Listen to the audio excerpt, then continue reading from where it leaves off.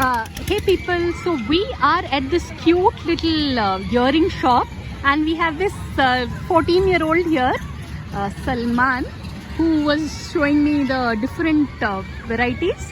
It is just for a mind-boggling 50 bucks, yeah. And of course the bigger earrings are 100, and I picked up some of these, some of them are stone, so this would be for just 150. And one would think that it is so reasonably priced, and they might be running at a loss, but apparently in a day they earn up to 10,000.